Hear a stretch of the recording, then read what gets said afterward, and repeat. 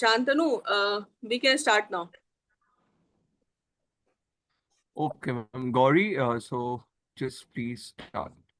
We have started the recording, yeah. Thank you. Good afternoon, everyone.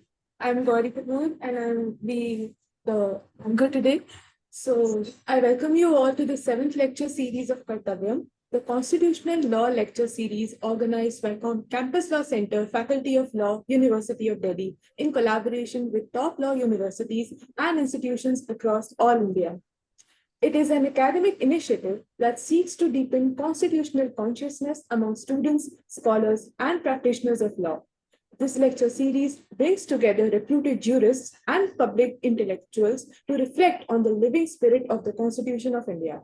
Today, we have tuned in for the 7th lecture of the series, which is centered on a compelling theme of good conscience and decision making. As future custodians of justice, we are trained to dissect statutes and argue with precision. But law is not just about logic. It's also about conscience. In a world of complex choices and competing interests, the strength of our decisions often lies not in what we know, but in how deeply we understand what's right. Today, I invite you to explore the interplay between good conscience and decision making, because shaping a fair society begins with the integrity of the choices we make. Before we proceed, I would like to welcome our professor in charge, Professor Dr. Gunjan Gupta ma'am, and our patron of Kartavyam, Professor Dr. Alka Chawla ma'am. Now, I would like to call upon Professor Dr. Gunjan Gupta ma'am to set the ambience for today's session by delivering the welcome address. Thank you very much. Very good afternoon to all of you. I welcome you all with great sense of joy, honor, and profound sense of responsibility to yet another significant chapter in the milestone journey of Kartavyam. Respected dignitaries, esteemed guests, valued colleagues, and all my dear students who have joined us for today. Your presence in today's lecture lends not only just strength, but meaning to this occasion, an occasion that aspires not merely to assemble intellectual luminaries, but also to ignite a dialogue, substance, a dialogue anchored in a shared constitutional vision. Over the course of the series, we have privileged to host eminent voices from the highest echelons of public life. And yet again today, as we convene for the 7th lecture in the distinguished series, we turn our attention to a theme that is both timeless and deeply consequential: good conscience and decision-making. In a world increasingly marked by complexities, competing interests, and ethical dilemmas, decision-making, whether in courts of law, corridors of governance, or personal realm of leadership, cannot be reduced to mechanical adherence to rules. It demands discernment. It demands the unwavering guidance of a well-formed conscience. This lecture invites us to reflect deeply on how the conscience acts as the moral compass and guides decision-making, sustains institutional legitimacy, and anchors the pursuit of justice. It challenges us to move beyond a rigid application of law, to embrace empathy and integrity as the core of every decision we undertake. Such reflection is not just an academic exercise, it is a vital endeavor for all who believe in the transformative potential of constitutional governance. We are indeed privileged today to be joined by our esteemed guests, Shri Vikramjit Banerjee, an eminent legal luminary and senior advocate, currently serving as the Additional Solicitor General of India, representing the Union of India before the Honorable Supreme Court with distinction. A huge round of applause for him. Sir, you're welcome. Dr. Vikramjit Singh Tomar, a visionary leader and global advocate for peace and human consciousness, presently serving as the global convener of United Consciousness a worldwide movement dedicated to fostering universal harmony and human values. I welcome you, Dr.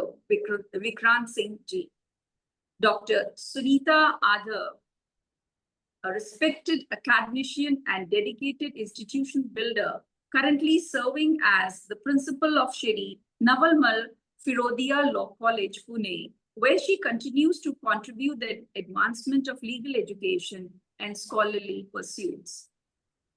As we embark on this discourse, I extend my sincere and warm welcome to all of you. I trust that today's discussion will not only enrich our collective understanding, but also inspire us to anew our personal and institutional commitments to the principles that define us as a constitutional democracy. Thank you all, and I once again welcome you to this journey, lecture 7th of Kartavyam series. Thank you. Thank you, ma'am, for your encouraging words. It is my privilege to now welcome the chair of this session, Dr. Sunita Adhar ma'am, a distinguished academic leader and principal of Shri Navalmal Firodia Law College, Pune. With over 27 years of experience in legal education and institutional governance, Dr. Adhar has been a driving force behind quality enhancement, research innovation, and inclusive academic practices. Her contributions span across authorship of 5 books, presentation of around 60 papers at national and international conferences, and mentorship of doctoral scholars. She has played a pivotal role in institutional accreditations and policy development, and her leadership has empowered students, faculty, and communities alike. Today, we are honored to hear from a visionary whose dedication to legal education continues to shape the future of jurisprudence and justice. I request ma'am to share her valuable words and wisdom with the people present with us today.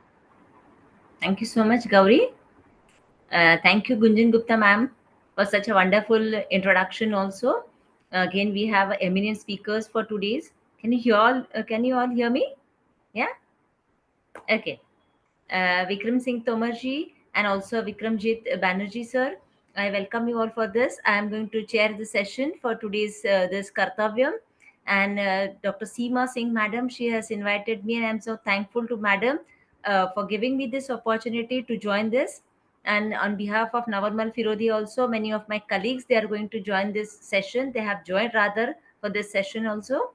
And so I would request now the resource person to start with the thing.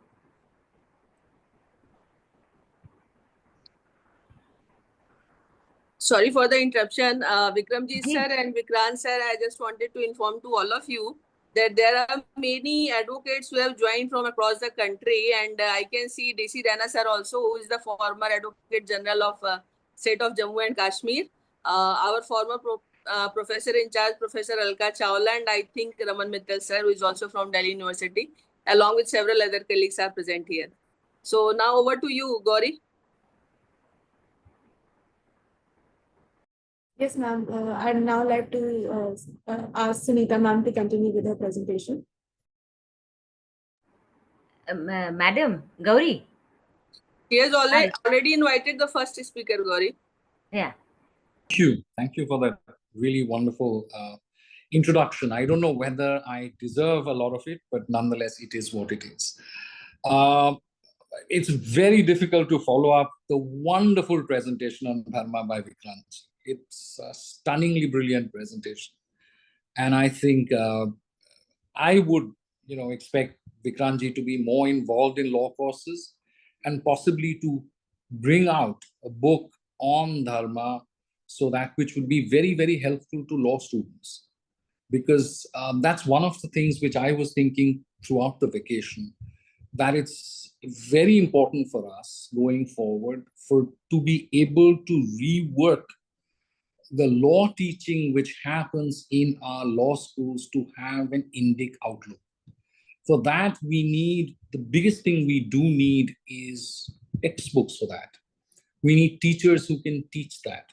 And unless we have textbooks and teachers who can teach that, it's all futile. So I think it would be wonderful if Dr. Tomar writes a book on that. Because I have seen some books, and I can quote out some books which are largely written from the West, and which I think are decent books written in the West on the issue of dharma, of how to interpret dharma, contextual and things of that sort. But there are no Indian books and there are no simple books. And the way Dr. Tomar, and I'll say this because before I start, that's very important to flag this. I've seen how Dr. Tomar simplified it. At the end of the day, I can take you to Kane's Dharma Shastra, or I can take you to Kangle's Artha Shastra, or I can take you to Derrett's work, which are wonderful works on Duncan Derrett's work on Dharma Shastras, on Linget's work on classical law of India. But they are not simple to be able to be taught for first year level. So it has to be simple, but there are Western books on rights, which we are all used to. Whenever we discuss about fundamental rights, everybody knows what fundamental rights is because it's very simply explained. But if you sort of go and tell someone, or you teach a class on dharma, which I've tried at times in Kolkata, it becomes difficult. So if we have, and that's the question which I was reading a very, very interesting book on dharma yesterday, and I was thinking how to teach it in class. So it has to be made accessible, it has to be made simple. And I would request Dr. Tomar, if he could find, is to write something which would help law students. It's tricky, it's because a lot of things are very complex. It's largely a vision of the world. To simplify a vision of the world into a few pages is difficult. And we are a much more contextual civilization. I'll explain this during my talk. In contextual subjective civilization rather than objective civilization like the West. So it's easier to simplify Western knowledge and make it explainable. But in our civilization, it's a lived experience. And the other side of that is for 300 years, we are not used to it. So Western civilization and the perceptions of Western civilizations are taught in school, taught in class 1, taught in the way you grew up in, taught in your law school. That's reinforced on TV. That's reinforced by the books you read. But Indic civilization, which was prevalent even in my grandfather's time, it's almost as if today in an intellectual conversation, it doesn't exist. If you speak about things like what we are discussing today, it's either you're backward or your or religion specific, which I don't think is true, because our civilization is very deep, and our civilization, a lot of people have written on this civilization from different perspectives, and that's what I would like to make in the course of my presentation. That let's say something for the example, and I'll explain this during the talk, as Dharma Shastra. Now, whenever you talk or teach Dharma Shastra in class, Simaji will bear me out, people on DLC will bear me out, there's an outrage. Now, if you even teach something like Manusmriti, there is an outrage. And we know the controversy. Manusmriti has been taken away from the syllabus because it's controversial. Now, I do not think, and I'm a Vivekananda in many, many respects, I do not think that everything in the Manusmriti can be applied to today's facts. In any case, any Smriti, as everybody knows, is just a manual. It's not a code of law. And more importantly, any Smriti is Than, Kal, Patra based. And it's also based on a large number of that. It's subject to injunctions, injunctions subject to customs, customs are subject to reason. These are the ways you interpret the Smriti. But I am saying this, that it is important to be taught, because it is the way we, and I'll take you through my presentation, is the way we still decide it. My view is today when the Supreme Court decides a lot of these issues, it uses these perceptions, but it then sort of articulates in a Western language. That's because you are afraid the moment you make that statement or you articulate in Indic language, use Indic terms, then you'll be perceived in a certain manner. So, it's important for these things to be taught. And every book, and I believe this, that whether it be Smritis, every book has something to teach you. and you don't discard a book because you don't like parts of it. You don't discard a text because you don't like parts of it. Parts of it may not be relevant. But it's most important to know something about Manusmriti, and that's what this is not part of my presentation, but it's an interesting insight that Burma to Thailand, which are Buddhist states, use Manusmriti as a basis. They use Dharma Shastra as a basis. They call Dharma Shastras Dhammathat.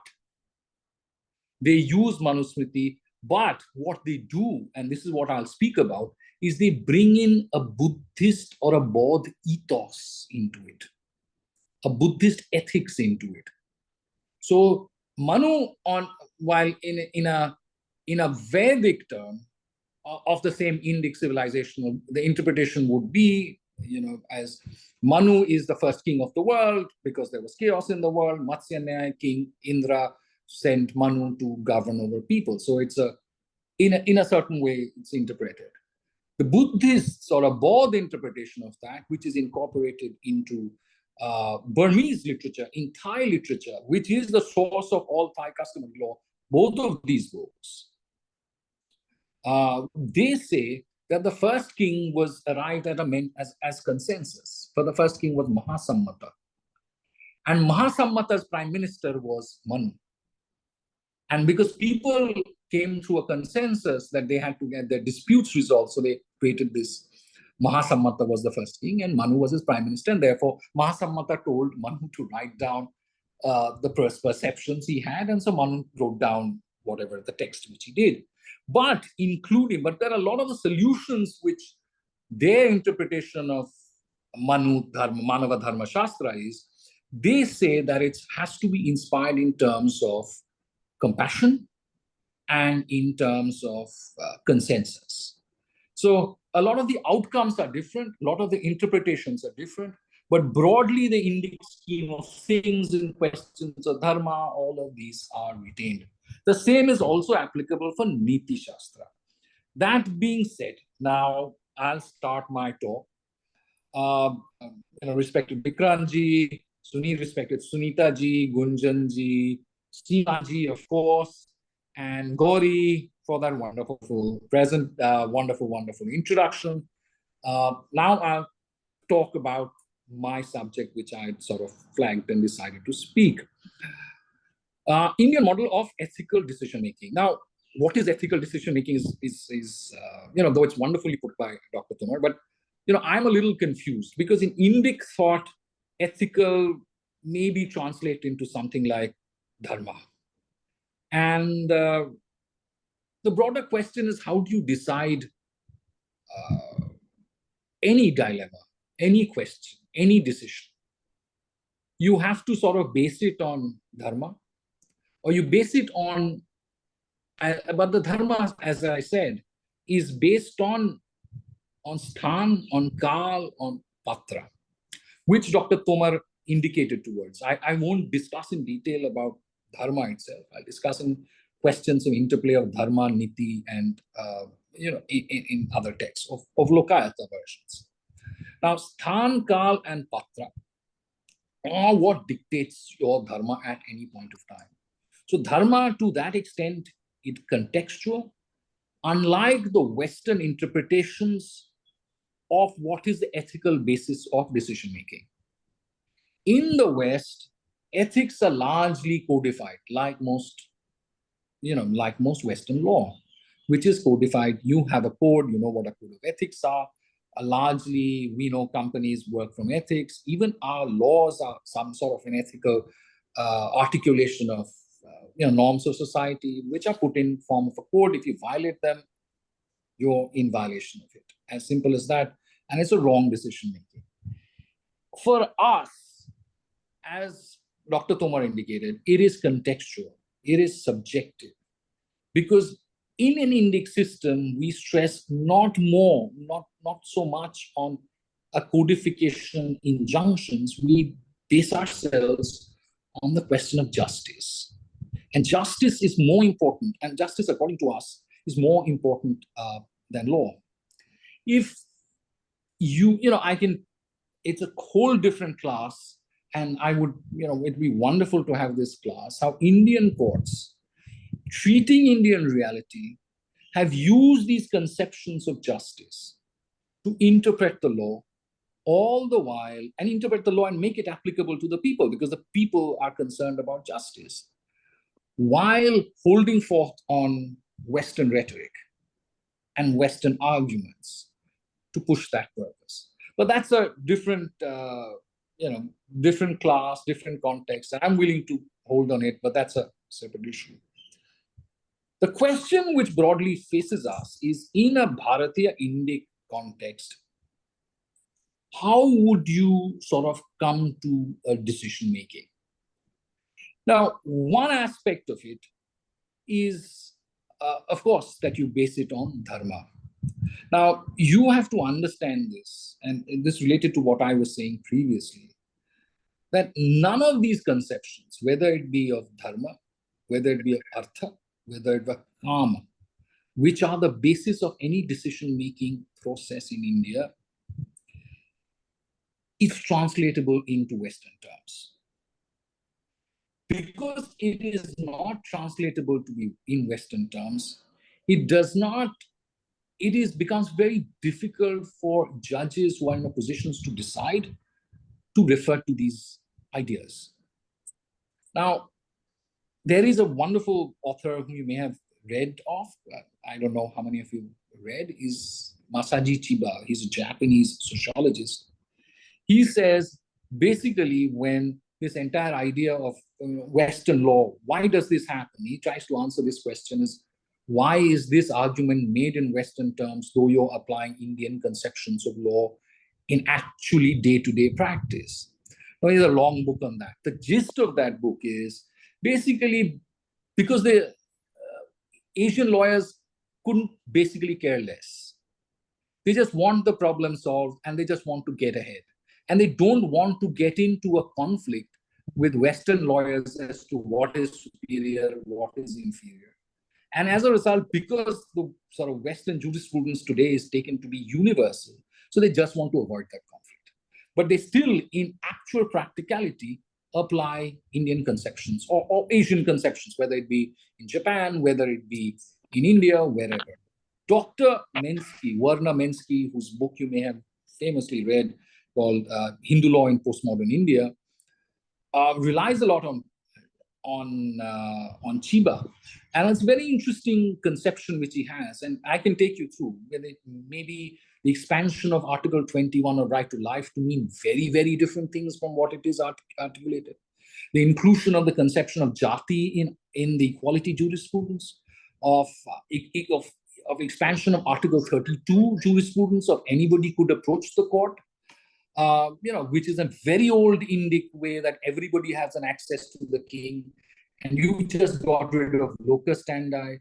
The way you've interpreted conceptions of secularism to mean sarmadha dharma samabhav and ekam sat vipra bahuda vadanti, which is completely contrary to what secularism actually means in the West. The way you've interpreted socialism to something like Gandhian socialism. This is Supreme Court saying, and approximate to Gandhian socialism, which is Sarvodaya. So you've always had to articulate, terms which are Western and apply it in India, basically apply Indian jurisprudence in that. So in many ways, we are applying Indic perceptions in coming to those conclusions, but we are clothing it in Western rhetoric. Now, coming to the other, that being said, coming to the more interesting question as to one aspect which Dr. Tomar discussed, which I'm not discussing, is the conception of how do you come to what is your swadharma. Because you have to, on a decision, when you arrive at a decision, you have to basically decide on three things. The fourth is discussed, but it's not that important coming to a decision-making process. One is dharma, the other is artha, one is kam. And I'm trying to make it, as I said, make it as simple as Dr. Tomar made it so that a lot of people can understand it. It's one complicated, let me put it this way. It's very complicated, and I'm very, very impressive that Dr. Tomar made it so simple. But I'm going to make it very simple. It's complicated. It's not as simple as what I'm going to say it is, but it is in some ways. Dharma is in some ways universal precepts. It is also has a spiritual element to it. It is to, as Dr. Tomar said, to ensure that the order of things are maintained. It is in some ways, in a shorthand, legal shorthand, it is an ought proposition. That is what ought to happen. Artha, on the other hand, is which is done for direct benefit, for profit. The logic is ideally it should be profitable. So the logic on coming to a decision based from an artha point of view would be, what is profitable under the situation? Or for the state, what sort of justifies the state taking a certain action? So it's not based on some universal principle or to reach a universal principle. It's like what is strictly beneficial. And calm is what is pleasurable, what is popular. Now, when you come to a decision on where do you trace all these, these perceptions? For dharma shastras, for dharma, there are dharma sutras, there are dharma shastras. Now, some of the most famous dharma shastras, one which is discussed, which is controversial, but I don't think there's much to be controversial about. One is Manusmriti, is Manav Dharma Shastra. The other is very famously Yajnavalkya Smriti, which again lays out a lot of dharmic perceptions. And another one, which is a very interesting book, which I would recommend a lot of you to read as lawyers, is Narada Smriti, because Narada Smriti in detail addresses the questions of how to file and proceed with a case. In detailed procedure. I was surprised when I read it as to how much of detail it has as to how to proceed with a case, what sort of suits to be filed, how are they to be opposed. It's a very interesting book in itself. And the second is, of course, Arthashastra. Now, Arthashastra is largely what is taken to be Artha, is Niti, the Niti literature. One of them, the most famous of them is, of course, Arthashastra itself by Kautilya. And there is Kautilya Niti's, his perceptions. That's also interesting. Then there are Chanakya Niti, there is Vidura Niti, there is the wonderful Shanti Parv, which Dr. Tomar quoted in many ways. So that's another perception of where you look at the world. So, but I'm not saying everything in Shanti Parv is only Niti literature, but a lot of the Shanti Parv says, why should a king act in a certain way? Why should a person act in a certain way? So it does have perceptions of what it says, as Dr. Tomar described on questions of dharma, but it also addresses a lot of Niti literature. Same thing with most of these books. That's the entire difficulty in making such complicated sort of text being simplistic. And it's not like a Western text, so whereby this is what it is. Everything on dharma is in one book, everything is in artha is another book, everything in kam is in a third book. A lot of it is together, but broadly that's the logic, in many ways, Niti. And the third is calm.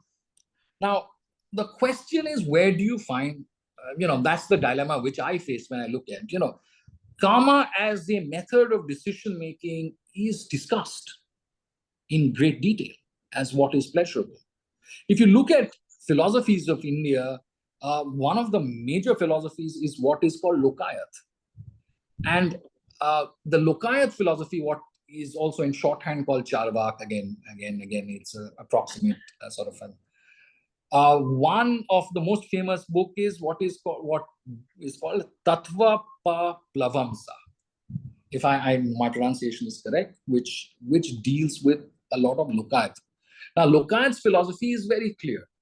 It does not Lokayat's philosophy is based on reason, based on the fact that we exist today. It's completely material. It says, all this question of heaven, earth, duty is all nonsense. There is that very famous quote which is quoted in Lokayat, and one is saying that both Brahmins and the Shramans all talk nonsense. You die, you die. There is no future. You don't have any heaven. You live for today. So you lead a good life today. You ensure that people are benefited today. And that's the sort of interpretation which we are used to as lawyers, because most of the arguments that we see today in our legal decision making is largely, either it's disguised, what is called prachanna Vedic, or what I mean, it's by proxy applying Indic ideas but not saying it, or it is in many ways taken by Lokayat logic, which is like what is pleasurable, what is beneficial, what is material, what is most important, doesn't have a spiritual component at all, what is directly materially beneficial. So the decision which you arrive at any point of time has to be based on these three principles. The fourth one is, of course, moksha, which is a different conception altogether. These are the three purushats based on which one takes a decision in any case. One is dharma, that is ought, which is universal. The other is artha, which is what is going to be the basis of your what is profitable. And the third is what is pleasurable to everybody without considering any consequences, things of that sort. Now,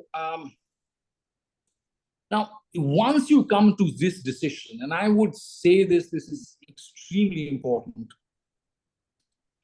that we should also note that when we come to this, we are largely looking at Vedic sources.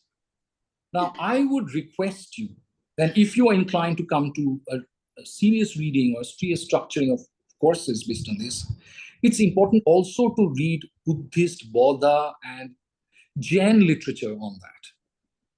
Now, for all of this, as I gave you that example of interpretation of Dharma Shastras, the Buddhists have equivalents of that. They have equivalents of most of the Smriti. They have equivalents of Niti Shastras. Like Chanakya Niti, you will have a Buddhist equivalent of that. Now, these are all existence, these exist. Now, what is the difference? The difference is the Buddhists then interpret all these perceptions in context of what are called Bodh principles. What you call Buddhist in English, or you call Bodh in Indian Indic terms. Now, Bodh principles are basically two, which, and of course, again, it's a lot more, but I'm trying to make a shorthand out of it. One is compassion, which is karuna, and the other is consensus, mahasammata, sammati.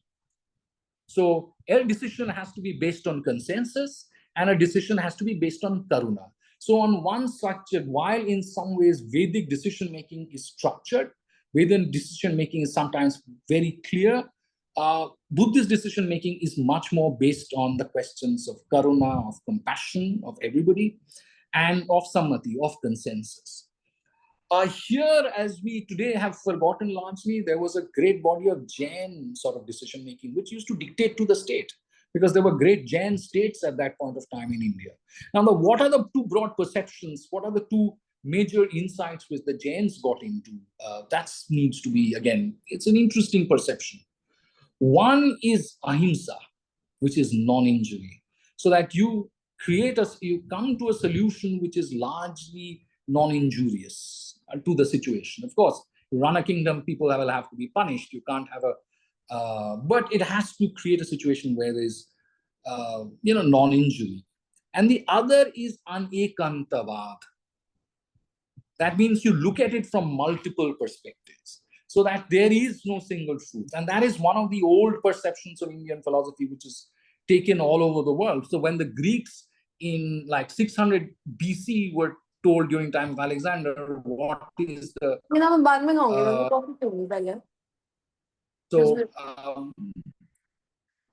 were asked as what is Indian philosophy, they would describe that Indian elephant in the room, if there are 5 blind men who look at it from different perspectives. And it's all true. That truth, the perception of their truth is their truth. So this is, in some ways, what the Jains bring to the table. I think all this needs to be incorporated. Your decision would be in many ways colored by the ethos in which you saw the same principles. So the principles remain the same. A Vedic perspective would look at it in a much more structured, ordered way. A Baudd perspective would look at it in its different ways, and a Jain perspective would look at it differently. But it's not that these were not interchangeable. States existed in, everybody looked at all these principles, but it's important for us when we are possibly going to teach these courses to incorporate these things as well. Especially, as I said, when I read this entire Dharmashastra debate which was going on in Delhi University, I thought it was a completely futile debate, both on the rhetoric of it, that you should be willing and able to read any text. And every text has some parts you don't like, as well as the fact that Buddhists themselves have incorporated these texts into Pali literature, Buddhist literature, and things of that sort. So where is this question of debate at all? Now, if you have to teach it, if you have to sort of apply it in today's world, this decision making, what are the tools you would sort of apply it? One is, I would suggest, if you look at it from the Vedic point of view, or I'm using a shorthand Vedic point of view, is because there are a lot of philosophies in between. One is, I would sort of say that to come to a conclusion, you possibly use Nyaya Vaisheshika logic and Nyaya Vaisheshika schools to interpret logic and propositions. And you could use, and this was used very, very often to come to a decision, what is your correct dharma, is to use the principle of Mimamsa.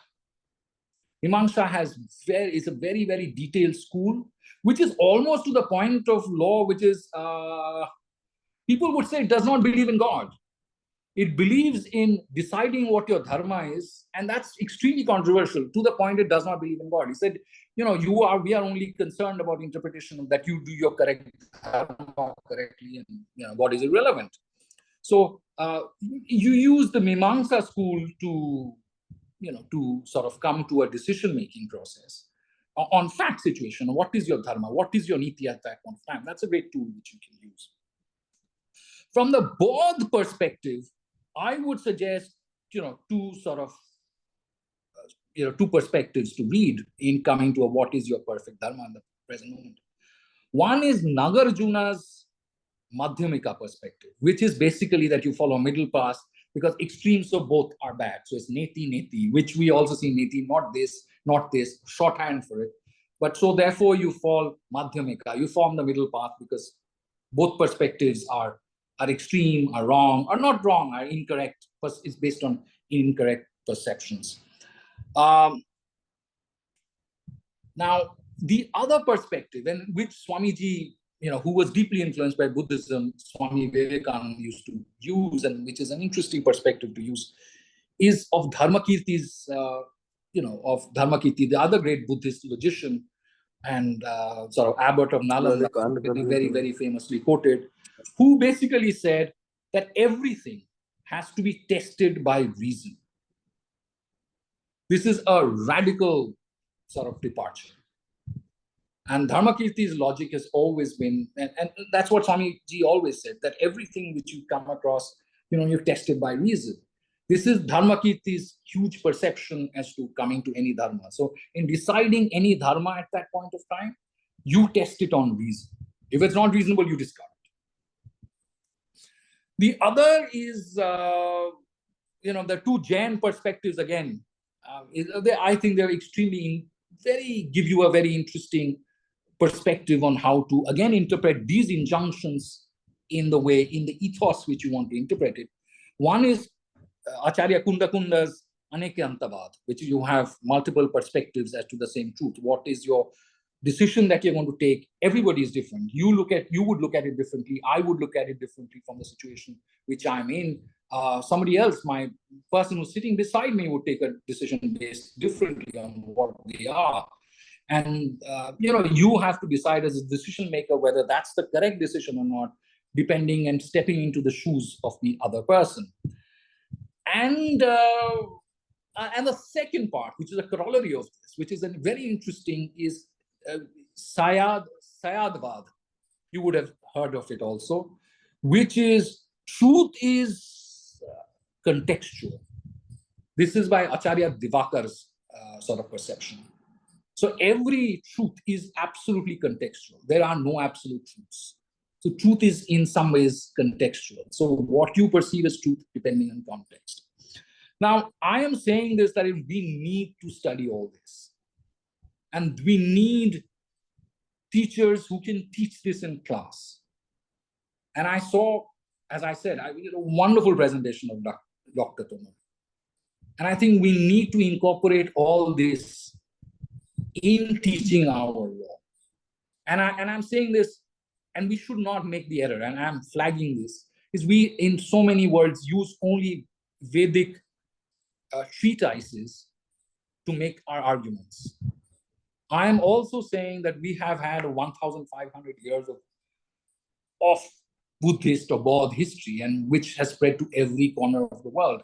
And today, even if you look at it this way, most of our sort of, if you include Burma and Sri Lanka, and we have a huge Theravada sort of in this broader Indic civilizational outreach that we have. We have the Burmese and the Sri Lankans, who largely share our same culture, still have that sort of Theravada interpretation. And Tibet and our hill areas still have the Mahayana interpretation of these things. And so we should be able to incorporate this. Is wonderful. The Jain perceptions are wonderful. And I'm sure there would be Indic Islamic perceptions also, which would suggest themselves. There are wonderful things which sort of, to me, is possibly the conception of equality, the conception of Sule-Kul, that everybody should be treated equally. Of these things can obviously brought it into an Indic perspective. And this is not new. What I'm saying, even from Islamic perspective, is not new. Because in many ways, what was tried at the time of Akbar in his Aini Akbari was an attempt to do this. It may have succeeded. Maybe if Dara Shikoh would have won that famous battle, maybe it would have had some structure. But in many ways, a lot of the ideas what Dara Shikoh articulated, what the ideas which was articulated, administration, in the legal administration of Aini Akbari, sort of had these perceptions. And I'm saying that if we have to go to a truly Indic process, we have to let go of our Western ideas. And I think this is a wonderful attempt. This is a great way to start. But I think let's treat it as only the beginning, and let's forget about this seminar. If we forget it about this seminar, we are back to square one, and that's where it ends. It was a great seminar. Thank you very much for giving me the opportunity and being able to listen to Dr. Tomar. But I wish something comes out of it.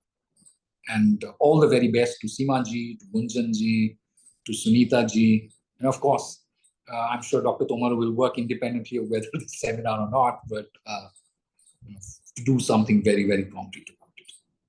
Thank you very much. Thought-provoking words. Before we conclude this session, we welcome questions from the people present. If anyone has any question, they may kindly unmute themselves or can share it in the chat box.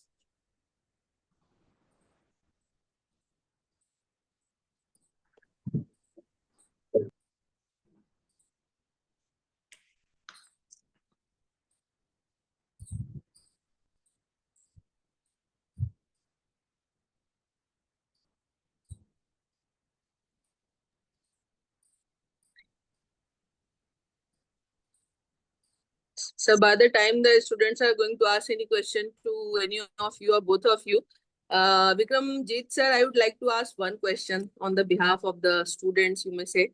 And of course with both of you, as an ASG sir, you are working for a long time before the Supreme Court of India, and as an academician, even I do feel that because we are not able to understand our own jurisprudence, which is time tested, we are not able to solve many problems which are pending before the courts.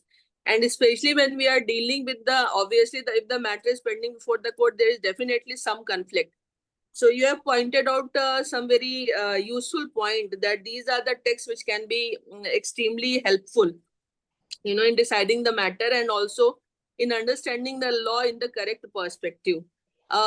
Because in Delhi University, we have taken an initiative to introduce this Bharati jurisprudence. But sometimes, you gave some example like Mimamsa can be very useful. Nyaya can be very useful, and the concept of dharma, that can also be very useful. But a gap which normally a students find when they read all these things, they feel that there is somehow a disconnect between the philosophical aspect of law, which normally we teach to our students, and the law which is going to be practiced before the court. So how to fill that gap?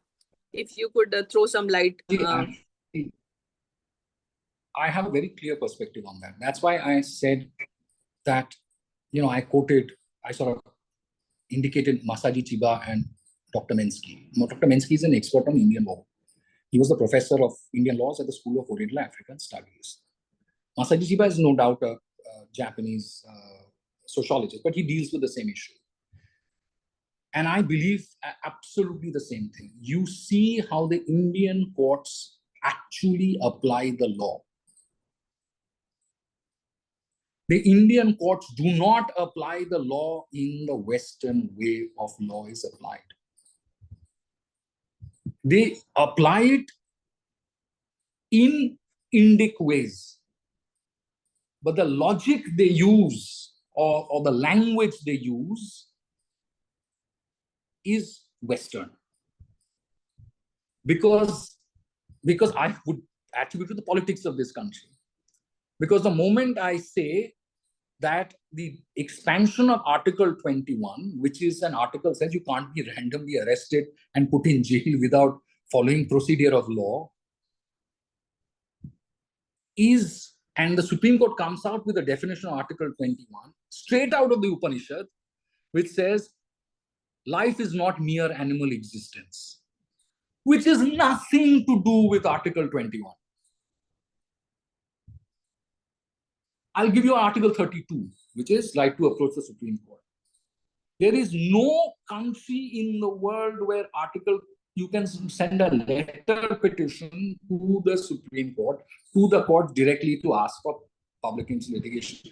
Public interest litigation is pioneered in India because there's a context of it that you could approach anybody. This is as old as Indic jurisprudence from day one. If you look at Dharma Shastra, you always have the right to approach the king directly. Even the Mughals continued that. It is so fundamental that the Mughals continued that. It is always taken to be the great perception of Indian sort of justice-making process. You look at your conceptions. What is your, there are so many. I described to you, secularism, socialism. You see how it's applied in practice. Even criminal law, how it's applied in practice. The entire basis, when you go to Supreme Court, no one says they're going to apply the law. The Supreme Court says we are going to do justice. What is the translation of the word justice in Indic jurisprudence? What is the closest Indic word you have for that? That is dharma. What is the predominant, what does the preamble start with? And I tell people this, what is the first principle of the preamble? In America, first principle is liberty. In France, it is equality. In India, the first principle of the Constitution is justice, social, economic, and political. Have you ever seen a constitution which starts with the word justice?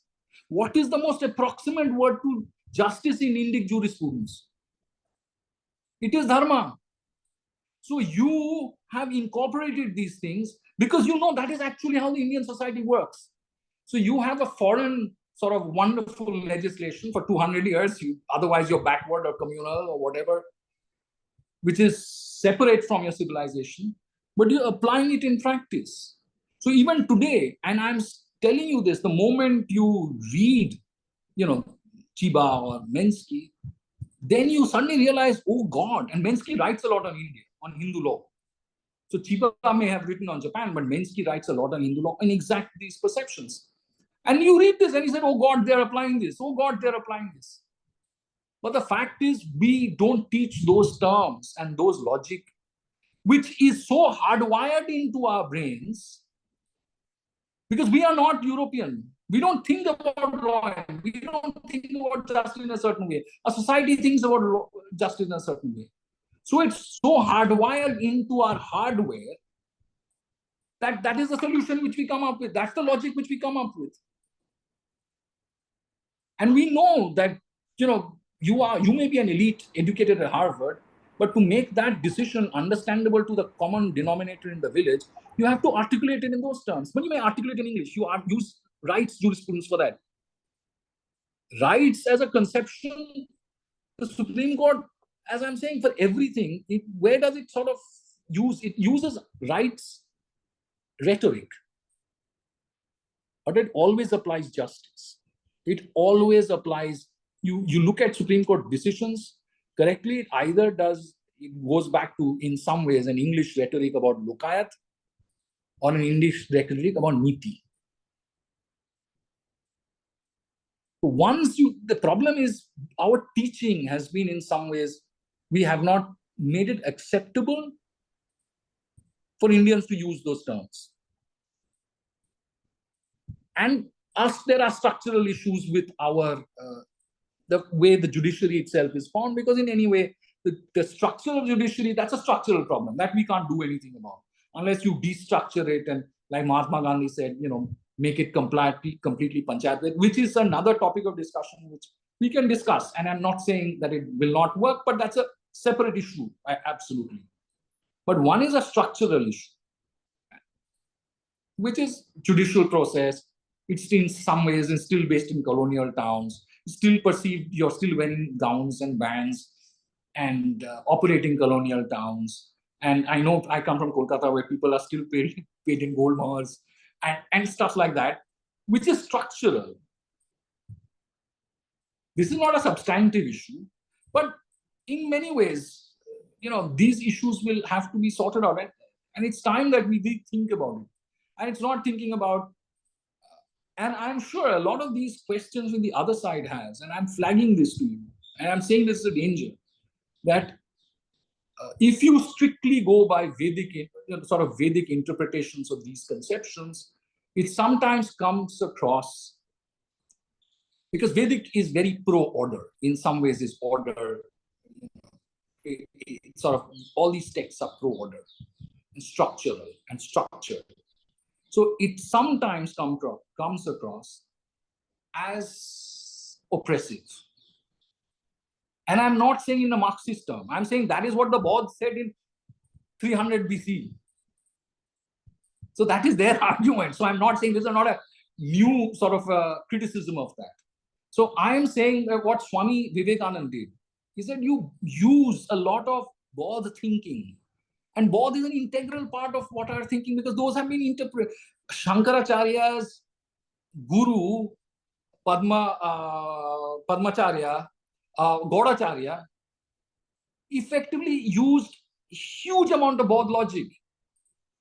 And in so many words, I'm sure you would know, and I shouldn't be able to say, the criticism of Shankaracharya's Advaita Vedanta is that it's Prachanda Baudd. So why are we not relying on Nagarjuna, on Dharmakirti, on Buddhist logic, on Jain logic? These are our logic. These are our logical systems. These are our perceptions of how to come out to a truth. And I think this will also offset a lot of the arguments which are then put about, and which I'm saying this is a perception which is not my perception. This is a perception of Swami Vivekananda. Because if you know Swamiji's 6 speeches at the Chicago conference, one of them was on Buddhism. So where he basically says that how our interpretation and Buddhist interpretation, because Buddhists were present there and they had raised certain points about these issues, and where he said, while we accept Buddhism, there's no problem in accepting Buddhism. And I'm just suggesting to you that you sort of diversify and bring, and what Swamiji did. And, these, as he says, as he said a number of times, Buddha's greatest karma yogi, and the Buddhist greatest contribution to Indic civilizational understanding is the idea of compassion. That's what he said. His words, not mine. I think when you start teaching it, and we make the mistake of only teaching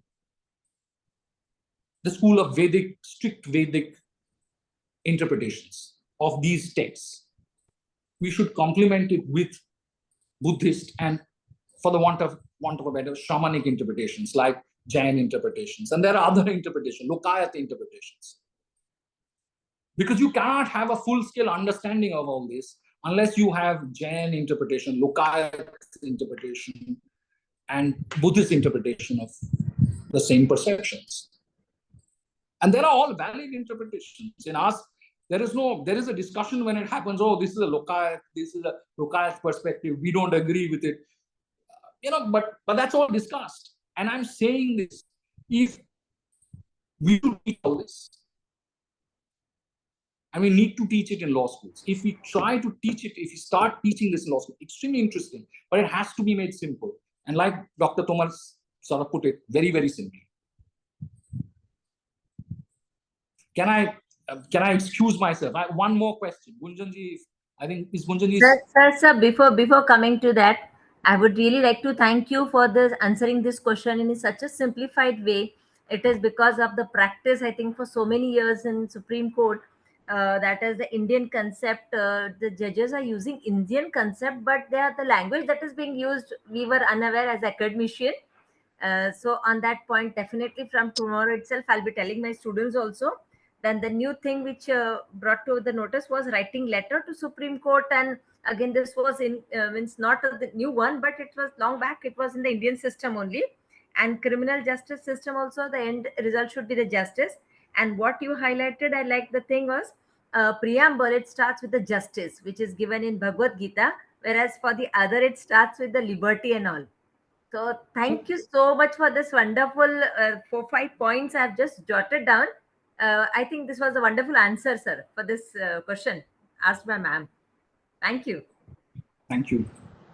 Can I excuse myself because there's a lot of people waiting? नहीं Vikram sir please thank you so much. और एक जो last line मुझे समझ में आई कि क्या सही है हम ये जानना चाहते हैं, पर क्यों सही है अगर ये जानना है तो हमें इंडियन जुरिस्प्रूडेंस समझना पड़ेगा, because Vikrant sir also want to leave, so we can not stay for so longer. And Raman Mittal sir, please give your concluding remarks, sir. So over to you. We cannot take question answer session anymore.